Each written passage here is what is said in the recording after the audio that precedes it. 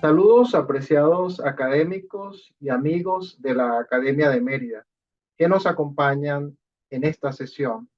Me complace iniciar estas actividades de este año 2024 con la presentación de una conferencia sobre la historia del alcantarillado de París. Un tema de mucha importancia, no solamente desde el punto de vista técnico, de ingeniería y ambiental, sino además por su relación con la historia, con la cultura y el desarrollo y la construcción de las ciudades.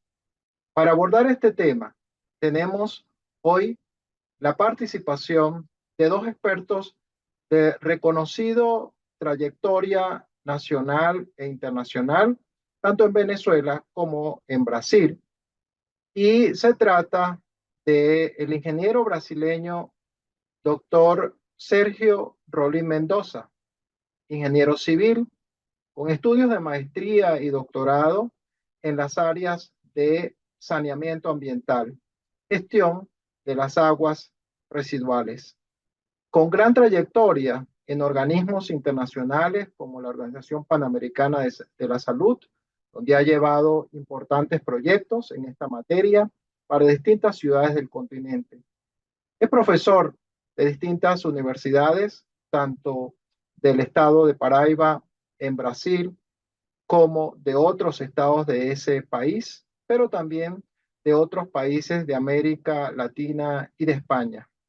Ha escrito importantes libros de texto sobre esta materia que tienen gran difusión y repercusión en la formación especializada de profesionales de la ingeniería sanitaria en la región. El doctor Sergio Rolim Mendoza es presidente y fundador de la Academia Paraibana de Ingeniería y por ello nos complace muchísimo recibirlo en la Academia de Mérida para escuchar esta disertación sobre la historia del alcantarillado de París. También vamos a tener, abordando el mismo tema, al doctor Hervé Llegat Nicolo, quien es un profesor y doctor en el área de la ingeniería hidráulica, profesor titular del Centro Interamericano de Desarrollo e Investigación Ambiental y Territorial de la Universidad de los Andes, e individuo miembro correspondiente estadal de la Academia de Mérida. El doctor Hervé Llegat hará también su aporte, su análisis sobre este tema de la historia del alcantarillado de París, y no solo lo hace desde su formación técnica, sino también desde su propia historia. El doctor Hervé Llegat, además de ser venezolano, país donde ha vivido desde 1976, es de origen francés y conoce de cerca la temática. Así que sus aportes enriquecerán la visión y el banquete que en esta sesión en la Academia de Mérida nos daremos para abordar este tema que, como he dicho, tiene repercusiones no solamente en los aspectos de la ingeniería, el manejo del agua, el tema ambiental, sino también en la consolidación de lo que son las ciudades.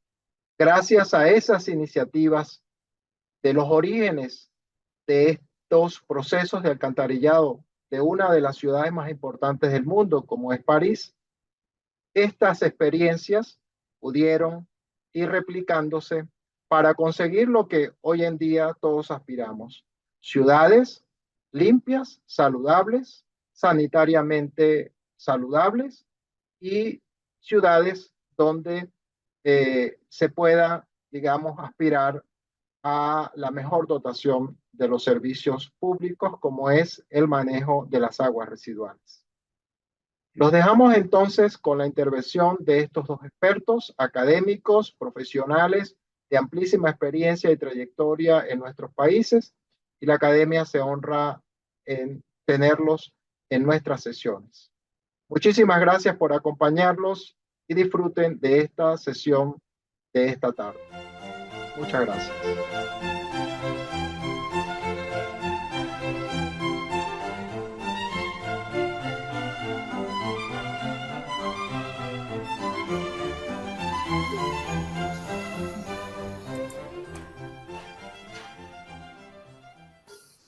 Muy buenos días o muy buenas noches, dependiendo del fuso horario.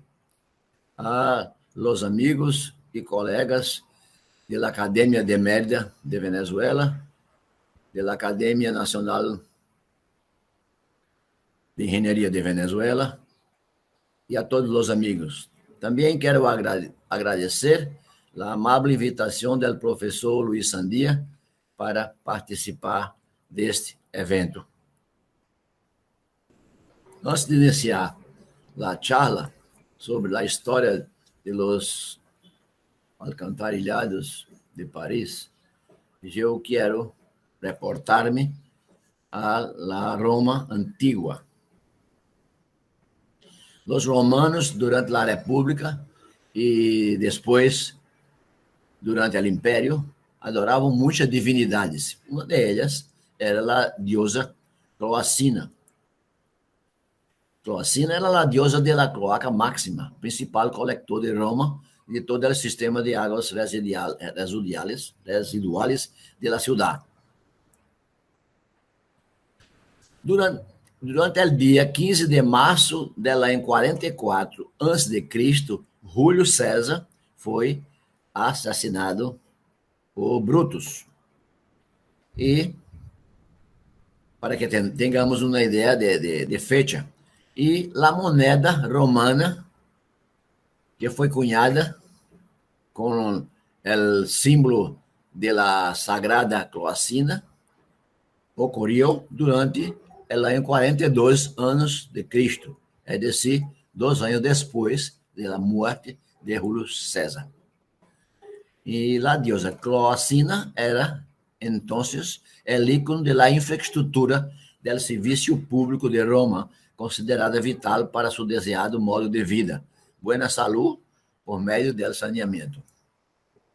A história indica que as redes de alcantarillado não foram introduzidas para aumento da comodidade ou para uma melhor forma de vida.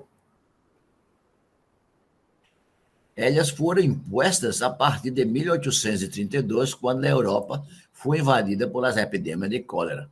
E nesse período surgiu o primeiro epidemiologista, que era um médico inglês chamado John Snow, que descobriu a relação entre as epidemias de cólera e a água que as pessoas tomavam de um poço em sua área.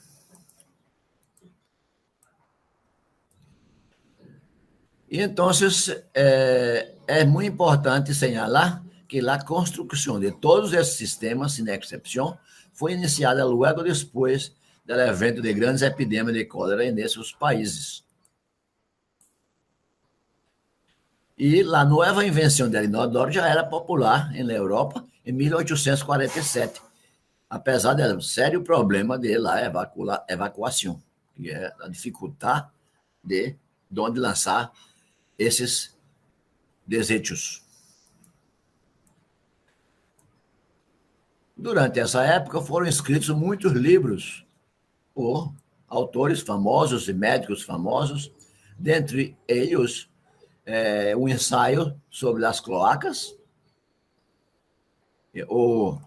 Los Alcantarillados de la Vila de Paris, escrito em 1824, também por el mesmo autor, La Prostituição de la Ville de Paris, em 1857, contando a história das pessoas que viviam dentro das galerias de Paris, das alcantarilhas de Paris. Outro também muito importante, em 1898, foi o livro Salubridade Urbana, Distribuição del Água e Saneamento, escrito por George Beckman.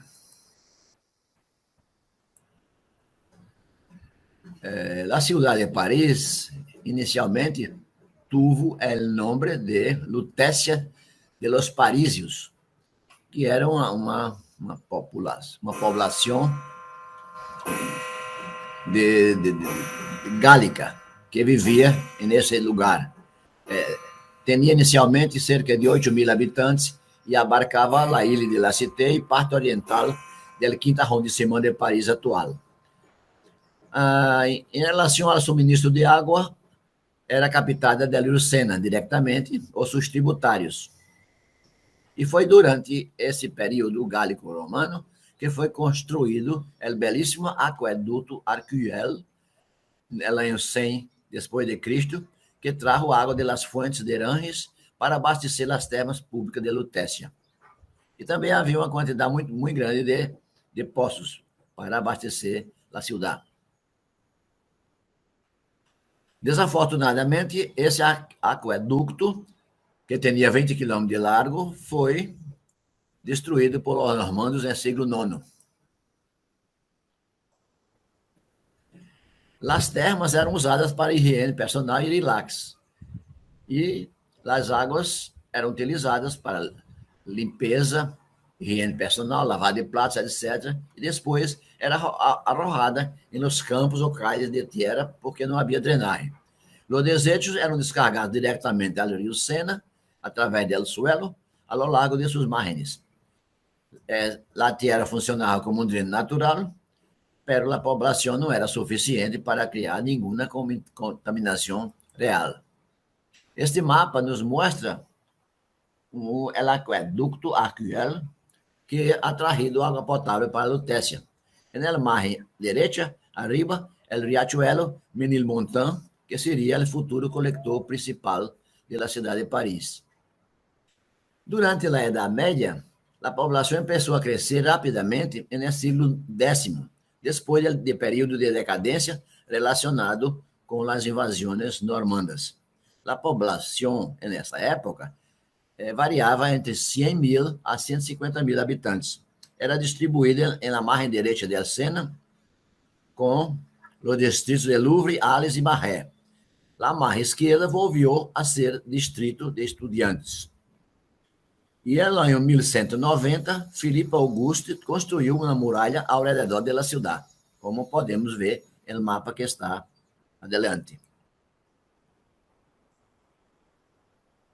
A cidade medieval chegou ao clímax durante o reinado de Luís XIII. E nessa época, cada quartier criava botadeiros fora da cidade amuralhada. Alguns deles chegavam a tal altura que tinham que ser incorporados na cidade fortificada por temor que os inimigos pudessem usá-los como posição para grandes equipos militares durante um cerco. Solamente no começo do século XVI, a maioria dos parisienses não viviam em habitações equipadas com sumideiros.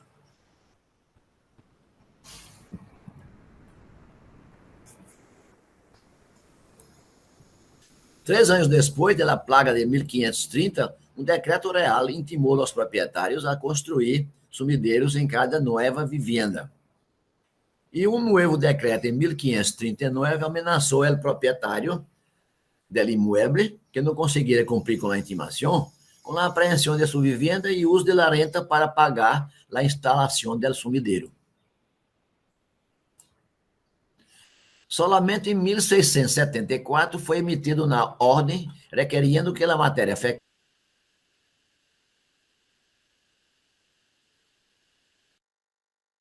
já em 1780, limpiadores de calles empregados da municipalidade removeram 270.000 metros cúbicos de lodo, que correspondia a 10 vezes mais que limpiadores de fossas coletavam. Um grande reservório foi construído por Turgot na cabeceira de um coletor para facilitar sua limpeza com descargas regulares, ademais de estabelecer compuertas para retener a água durante incêndios. Tinha paredes com 1,50 m de altura ao largo do coletor, com passarelas ocasionais sobre ele. Homens caminhando nessas passarelas podiam facilmente efetuar sua limpeza. Em uma rara muestra de interesse por el destino de las águas residuais, Luís XV e seu séquito assistiram à inauguração da primeira descarga desse reservório. Luís XV ha permanecido cerca de media hora conversando sobre a beleza do projeto. El brasileño, que é atualmente o patrão da engenharia sanitária brasileira, ha inventado o tanque fluxible. O tanque fluxible foi utilizado em Brasil e em Europa ao começo do século XX. Era um reservório subterrâneo de água destinado a prover descargas periódicas baixo pressão dentro de tramos de coletores sujeitos à sedimentação de materiais sólidos. Era uma preservação contra obstruções por sedimentação na cabeceira de los coletores. Porém, hoje não é mais usado porque, na realidade, isto significava uma contaminação cruzada, porque a água do tanque fluxible venia das residências para llenar este tanque. Para a burguesia francesa, o século XIX foi uma época de desordem social, repleta de desafios para suas fronteiras culturais e para seus princípios morais. E nessa época, a confluência de uma crescente repulsa por sociedade, aliada a um novo conceito de higiene pública e de suas consequências médicas, foi firmada em determinadas práticas e locais, incluindo os coletores. Victor Hugo, em suas obras completas, ha descrito que, de las barricadas erguidas durante a revolta de junho de 1832, havia algo de cloaca nesse reducto e algo olímpico nesse emaranhado. Para muitos burgueses do período, as águas residuais hicieron recordar diversas ameaças, incluindo o desordem social apresentada à civilização. O famoso livro Les Misérables, de Victor Hugo, publicado em 1862 pela primeira vez, está escrito no capítulo El intestino de Leviatã,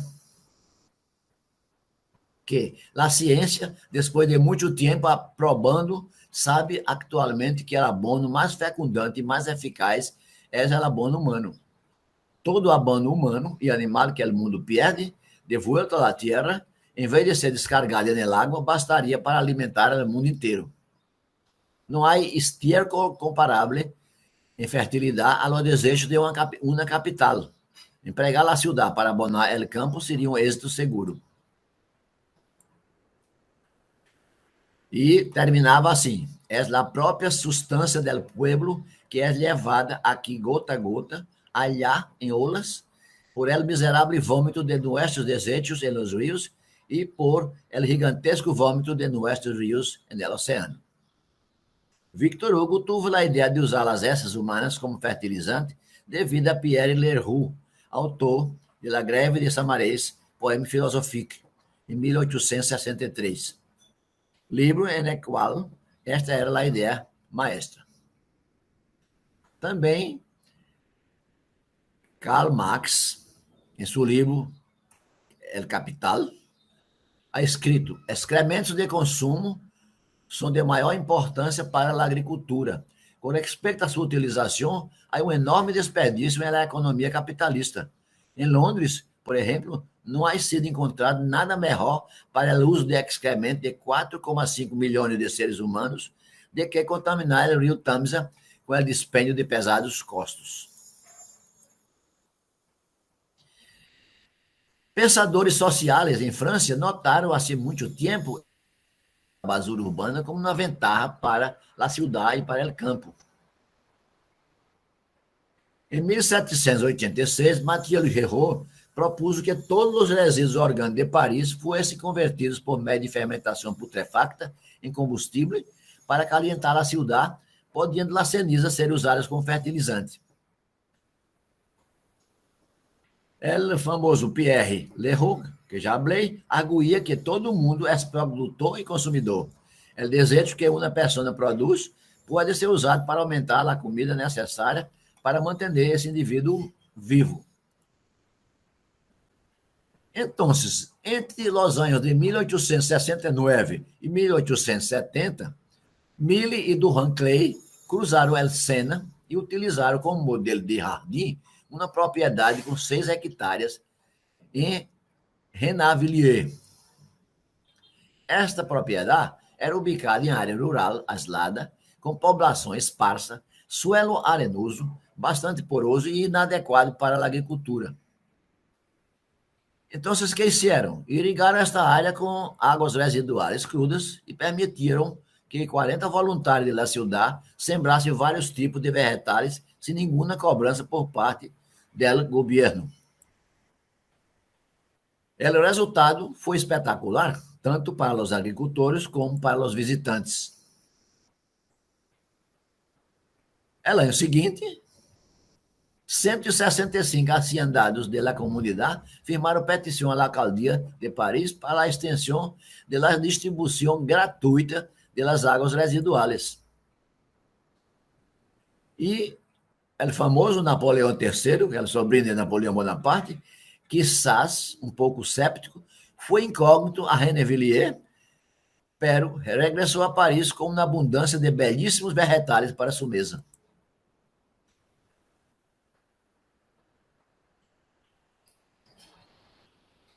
Mientras tanto, estamos no século XXI e o riego de verduras com águas residuais crudas continua, aunque há tanto desenvolvimento por parte dos engenheiros sanitários. Veio o tamanho de estas hortaliças irrigadas com águas residuais crudas em los alrededores de Lima, Peru. Peru, sem nenhum tratamento. Esta foto nos mostra uma hacienda sembrada com águas residuais crudas em Rennevilliers, ao redor de 1870, para que tenham uma ideia da grandiosidade desta hacienda. Na mudança do siglo, Paris estava irrigada com 5.000 hectares de terra e cada hectare recebia diariamente cerca de 40.000 metros cúbicos de águas residuais crudas. Depois da irrigação, a antiga terra árida em Rennevilliers era capaz de produzir 40.000 cabeças de repolho, 60.000 pés de alcachofra, 90 toneladas de açúcar de remolacha por hectare, e também tiveram êxito com espinaca, frijol verde, alverra, aipo, espárragos, cebola, nabo, lechuga, aticória e fresa. Um famoso perfumista parisiense também sembrou plantas aromáticas, incluindo menta, a qual era importada no ano passado. Parecia que as remolachas haviam sido prestadas dos jardins de las mil e uma noites, e las naranjas eram tão grandes como melones. Isso está citado em livros antigos, né? Os melhores hotéis de Paris clamavam por vegetais de Gennevilliers. Os campesinos entusiasmados escreveram que a planície de Rennevilliers estava destinada a ser a maior fábrica de vegetais para Paris. Aqui outra foto pelas pessoas trabalhando em la hacienda municipal de águas residuais em Haute-Borne, em Paris, cerca de 1900.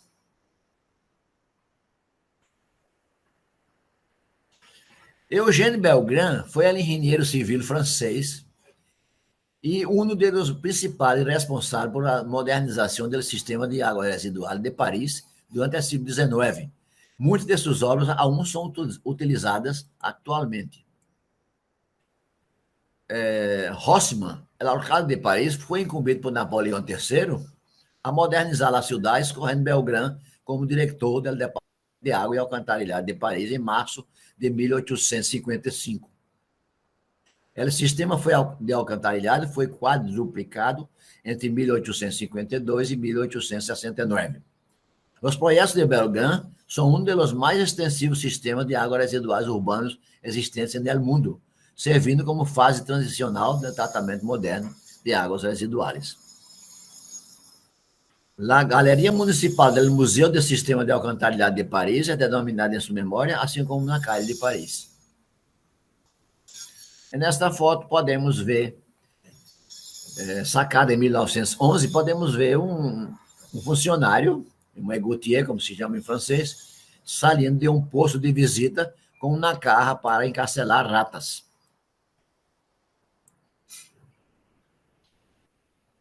Foi estimado em 1897 por um égoutier que cada trabalhador matou 200 a 300 ratas anualmente nas galerias de Paris. Ocorre que as pessoas a trabalhar nas galerias estão sujeitos a muitas enfermidades e também há muitos riscos. Os principais problemas eram caídas em los subterrâneos oscuros, asfixiados devido a los gases de las aguas residuales, ahogados devido a las inundaciones, picados por aranhas e insectos venenosos, contaminados por la urina de las ratas. Nessa época, não se conhecia como tratar a leptospirose, que é uma enfermidade que carrega um vírus fatal. Também defunção por tuberculose. À medida que ia passando o tempo, havia uma quantidade mais grande de trabalhadores mortos em consequência da tuberculose.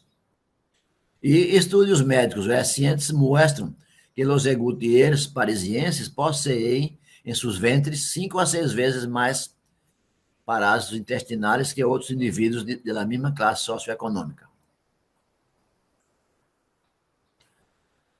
Aqui vemos também uma foto de 1880, quando os operários estão sacando um trabalhador que havia morto por asfixia dentro das galerias. Segundo o ex-presidente de França, Valéry Giscard d'Estaing, em uma entrevista, ele falou que os franceses têm muito orgulho de los trabalhadores de los alcantarillados, los égoutiers. Ele disse assim: "Siento isso profundamente. Todos os franceses são os mesmos, engenheiros e varredores de calles." A extensão da rede colectora de Paris foi crescendo muito lentamente hasta o ano 1800. A partir de aí, teve um crescimento exponencial muito grande. Então, no ano 2000, Paris já atendia 2.350 quilômetros de coletores de alcantarilhado. Hoje em dia, a planta de tratamento de água residual de Paris é a mais grande da Europa. Se chama Seine-Aval e trata as águas residuais generadas por mais de 75% da população de Paris. Durante o ano 2015, já estava atendendo as pessoas com tratamento usando nitrificação e denitrificação del efluente em Paris, na grande área de Paris. E é uma planta de tratamento de águas residuais que tem capacidade para tratar 2,1 milhão de metros cúbicos por dia de águas residuais. Sabemos que a agricultura no mundo usa cerca de 70% da água dulce para riego e sua maior parte com muito desperdício. Mientras tanto, cada metro cúbico de água usado pela indústria e por o setor de serviços genera 70 a 200 vezes mais riqueza que um metro cúbico usado para a agricultura. Com a grande escassez de água prevista no planeta, os recursos hídricos automaticamente serão direcionados para as áreas urbanas. E qual será a tendência no futuro? Justamente, terá que ser, já é, água doce para as cidades e águas residuais tratadas para a agricultura. Um bom exemplo que existe, que podemos citar, é Argentina, na cidade de Mendoza, em Argentina, onde fabricam esses maravilhosos vinhos. É um sistema privado e ela é fluente, é vendida aos agricultores por cerca de $0,017 por metro cúbico. Ela é fluente, tratado, e irriga 2.300 hectares de terra, incluindo hortaliças, melones, vinhedos, com 460 hectares, árvores frutíferas, bosques e pastos. E o tratamento é realizado por enormes lagunas facultativas. Estabilização facultativa. Aqui algumas fotos. Também na Argentina, em Mendoza, há outras áreas também que já foram desarrolladas que hacen o mesmo, em maior quantidade. Quando começou a oportunidade das pessoas visitarem a Alcantarillado de Paris. Durante a exibição universal em 1867, o barão Haussmann, que era alcalde de Aristide de Senna, deu oportunidade aos parisienses de ver por eles próprios as costosas obras implantadas para resolver da melhor maneira possível os problemas de tratamento de águas residuais da Ciudad Luz. O rei de Portugal foi o primeiro dignatário a visitar as alcantarilhas de Paris. Dom Pedro II, o imperador de Brasília, acompanhado do alcalde de Paris, Léon Renault, ha passado 3 horas conhecendo as galerias de alcantarilhado em 1872. A editora Larousse, famosa editora, relatou em 1870 que todo mundo sabe que nenhum estrangeiro distinto quer deixar Paris sem esse singular passeio. Entre 1920 e 1975, a visita à Galeria de Paris era realizada em botes que haciam o percurso no coletor principal, as Nieres, entre Madeleine e Concorde, todos os jueves e no último sábado do mês. O êxito foi tão grande que não havia cupo para tanta gente. A ideia, então, foi organizar um circuito que podia ser hecho a pé, com roupas normais, em uma locação central com fácil acesso. Aqui se apresenta uma foto de 1892, com um corte onde se mostra lá as galerias de Paris. Lá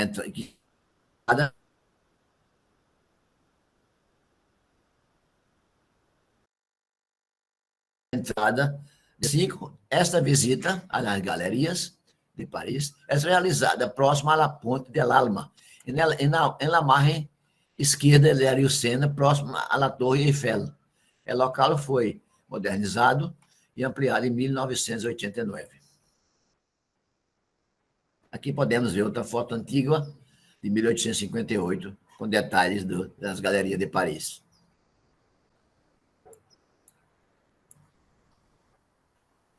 Outra foto também antiga, de los trabalhadores ralando vagões de visitantes pelas galerias, 1870.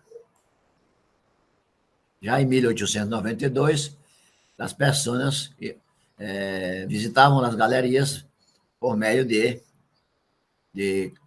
vagões. Aqui se apresenta uma cópia de um ingresso de entrada para visitar as águas residuais de Paris, em 23 de setembro de 1896. Em 1920, quando as pessoas visitavam por meio de botes. E hoje, atualmente, uma foto da entrada do Museu de Água Residual de Paris. Então, aqui está a propaganda e a ubicação do Museu de Paris. Muchas gracias.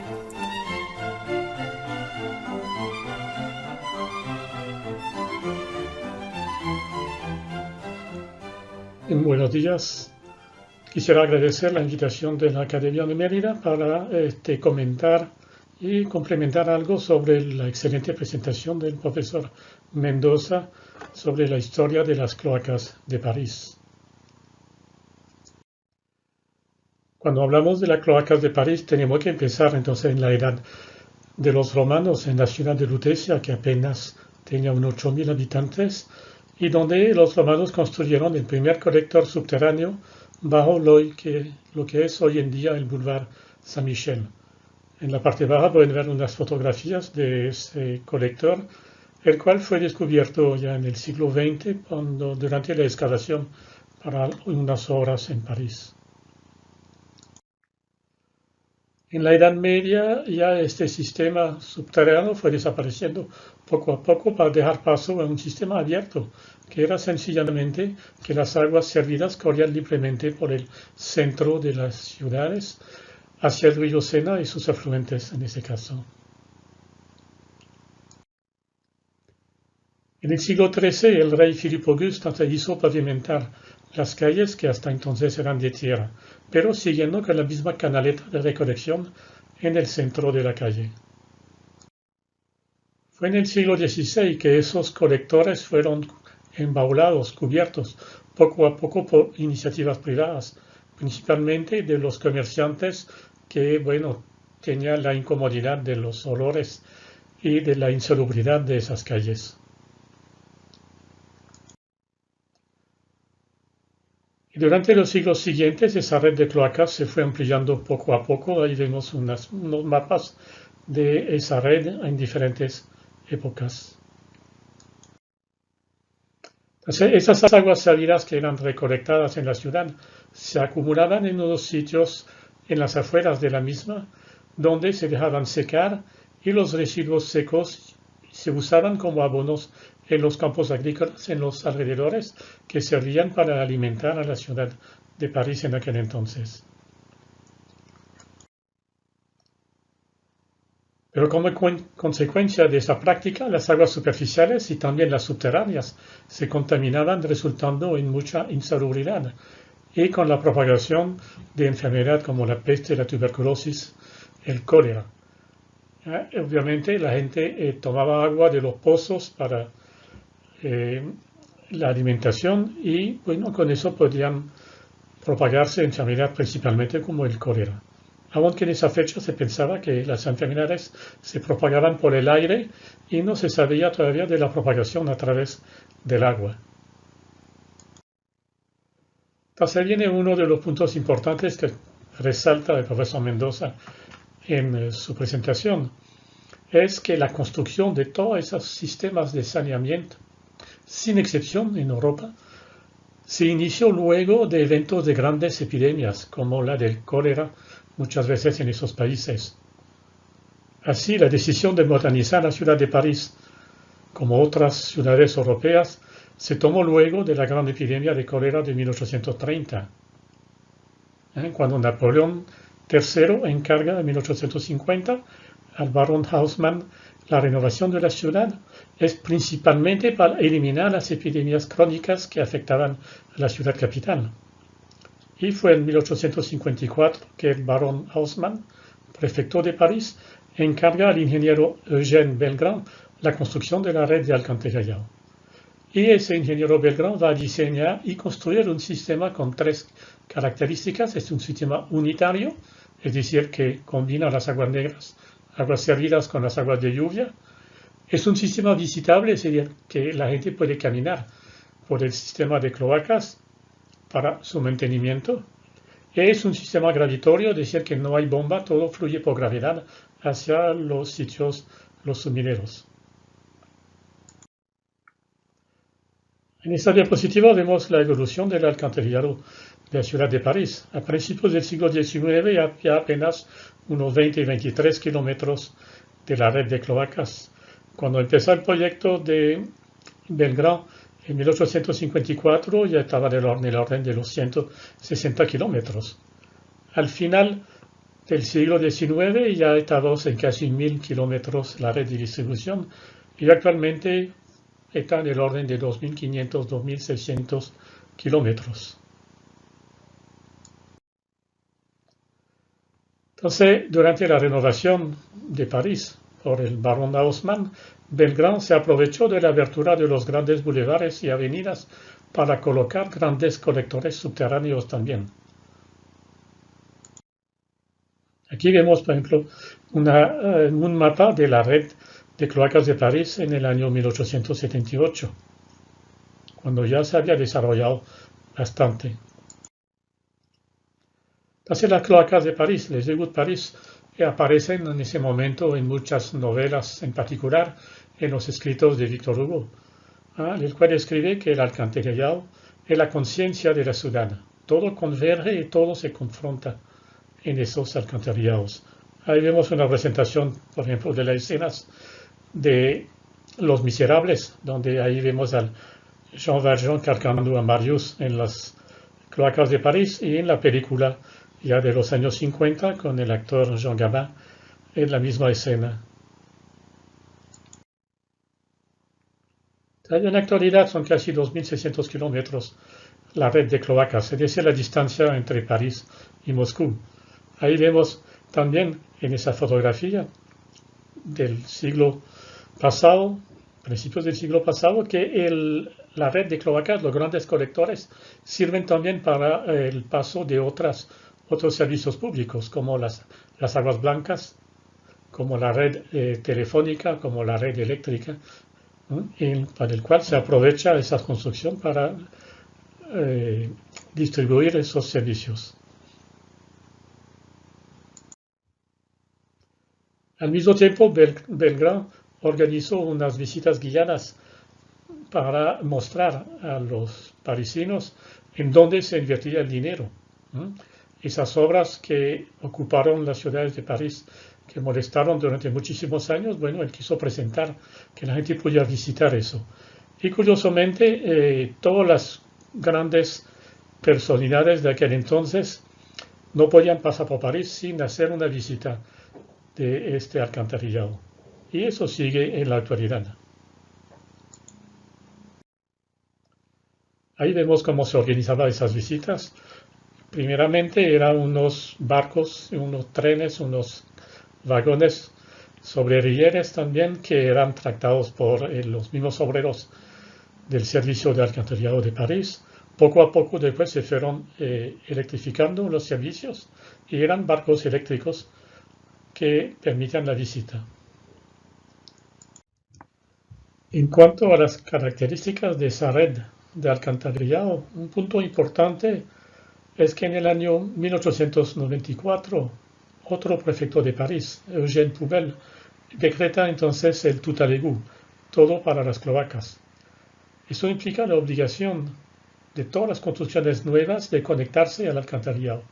Se tenía una obligación de conectar las aguas servidas de cada edificio a la red de alcantarillado. El prefecto Poubelle es famoso porque le dio su nombre a los recipientes donde se recolecta la basura urbana. En francés, los pivotes de basura son poubelles.